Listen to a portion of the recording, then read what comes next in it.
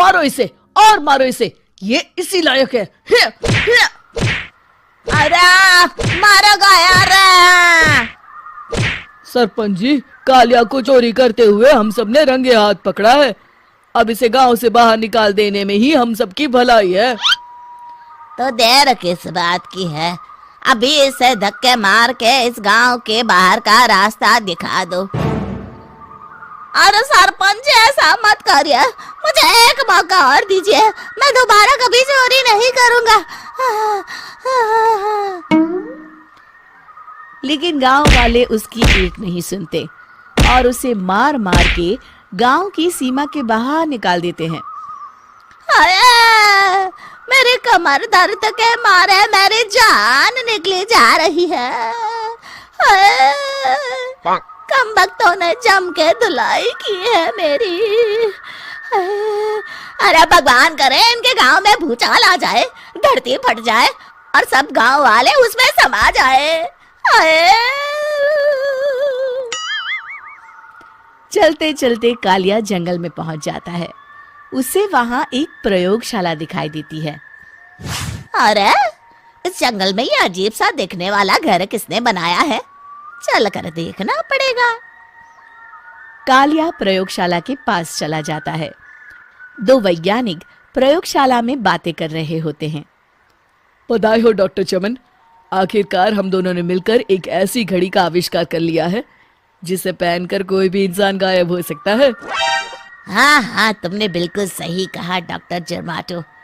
अब कल सुबह ही हम इस जंगल से निकल जाएंगे, लेकिन उससे पहले आज रात के खाने का बंदोबस्त करते हैं। हाँ हाँ, मुझे तो बड़ी जोरों से भूख लगी है, चलो चलते हैं।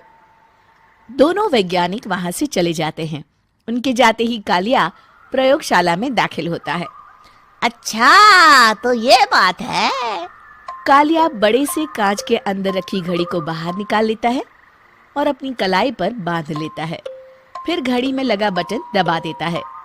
कालिया को एक जोरदार झटका लगता है। कालिया अपने आप को आईने में देखता है तो उसका पूरा शरीर पूरी तरह से गायब हो चुका होता है। अब तो जो चाहे वो कर सकता हूँ। सबसे पहले मैं उन सभी को सबक सिखाऊंगा। गांव वालों, मैं आ रहा हूँ। कालिया गांव की ओर चल पड़ता है। थोड़ी देर के बाद दोनों वैज्ञानिक वहां आते हैं। अरे ये क्या, लगता है कोई हमारी घड़ी चुरा कर ले गया है। ये देखो पैरों के निशान। अब क्या होगा, अगर वो घड़ी किसी गलत हाथों में पड़ गई तो अनर्थ हो जाएगा। तुम चिंता मत करो, हमारी घड़ी में जो बैटरी लगी है ना, वो सिर्फ 24 घंटे चलेगी। उसके बाद वो घड़ी काम करना बंद कर देगी। उधर दूसरी तरफ गांव में सरपंच अपने घर में सो रहा होता है। तभी एक आहट से उसकी नींद खुल जाती है। अरे कौन है, कौन है वहाँ?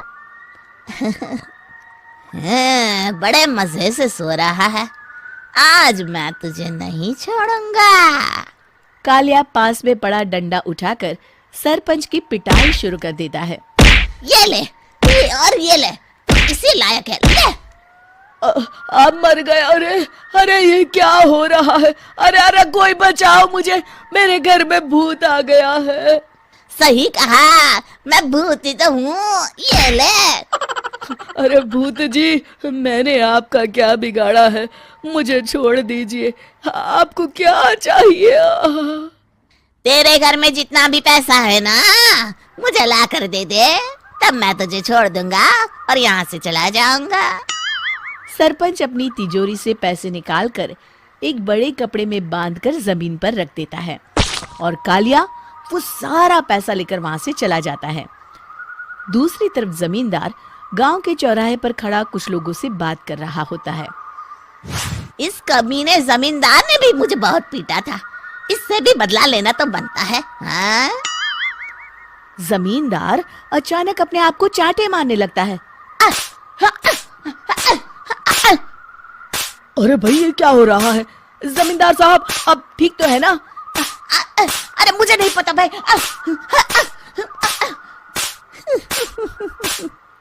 अरे मर गए रे, ये तो पक्का किसी भूत प्रेत का काम है।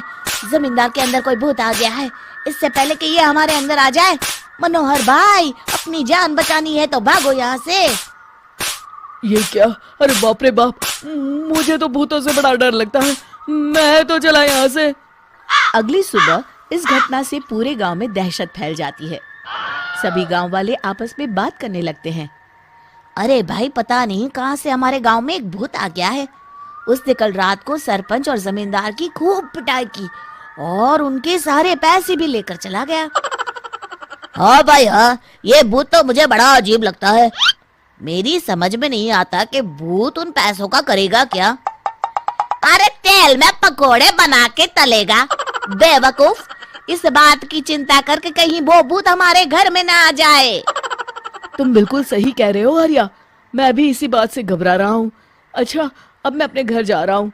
तुम सब भी अपने अपने घर चले जाओ। उस भूत का कोई भरोसा नहीं है। हाँ। तीनों वहां से चले जाते हैं। दूसरी तरफ कालिया सारे पैसों को एक खंडर में छुपा देता है। इतने सारे रुपए तो मैंने अपनी पूरी जिंदगी में एक साथ कभी नहीं देखे। इस तरह कुछ दिनों में मैं अमीर बन जाऊंगा। आज मैं उस मोटे बब्बन को अपना शिकार बनाऊंगा। सुना है दहेज में बहुत सारे पैसे और गहने मिले हैं उसे। रात होते ही कालिया बब्बन के घर में घुस जाता है।